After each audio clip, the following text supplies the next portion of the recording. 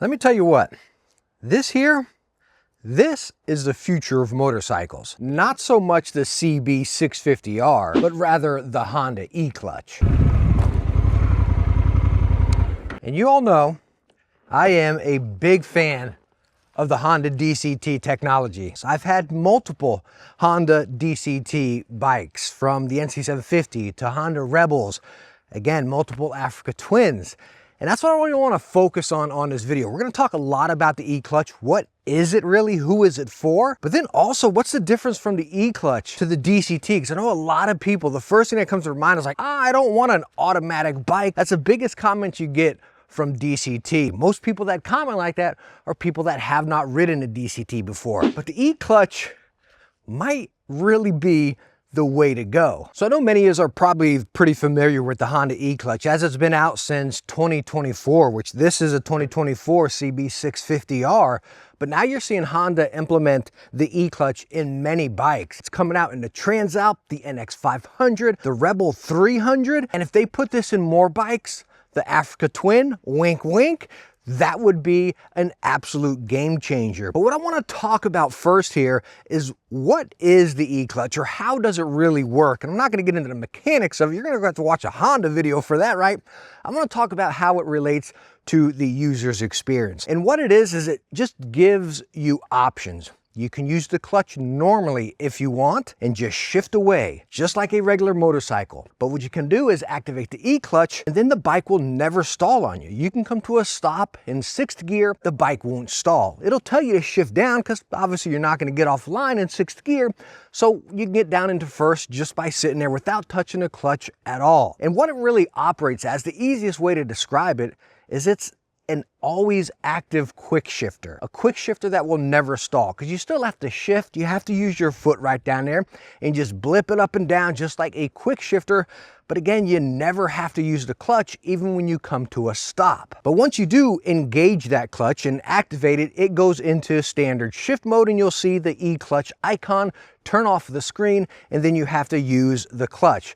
But if you quick shift again, it'll go back into eclutch mode. So again, you don't have to worry about it. And where that really becomes beneficial, again, having the option, is when you're in traffic, or if you're in a big city, or you're riding through a town, you never have to worry about that stall. Again, you can just plop it down, you're in your gear. You don't have to sit there and feather that clutch, and you get those hand cramps if you're in long traffic, you know. Again, it's so cool letting you pick what you want to do. Now, on the other hand, when we talk about DCT, it's just like many people say out there. Yes, it is an automatic motorcycle. You fire it up, it starts in neutral, you got to plop it into drive, and then it's throttle or nothing, and it's going to shift itself.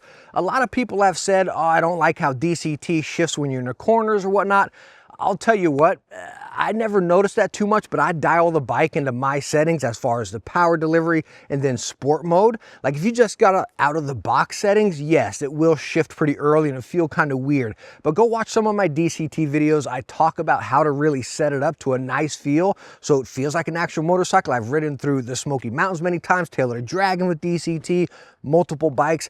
And again, once you get it tuned in, it doesn't do that crazy shifting. I know Honda has tweaked it a little bit here and there, but yes, it is an automatic motorcycle. You fire it up, you get going, you don't have that kill switch. You don't have that optional clutch like you have on the eclutch. Your only options are really throttle or pulling the brakes. And believe me, that can be extremely scary on an adventure bike, especially if you're doing something a little bit more technical, or maybe you're a newer adventure bike rider. Again, all or nothing is pretty darn scary, because you're going over through some terrain, going over some divots and rocks. Your body leans back. If you're gripping onto those bars to hold on, well, you're going to pull that throttle back. And it's happened to me before. Going over a divot, pulled the throttle, bam, right into the brush on the side. It was not fun. So it is a learning experience. Definitely give it that time. Go gradually. Don't be like, okay, let me get my DCT Africa Twin and go hit a BDR.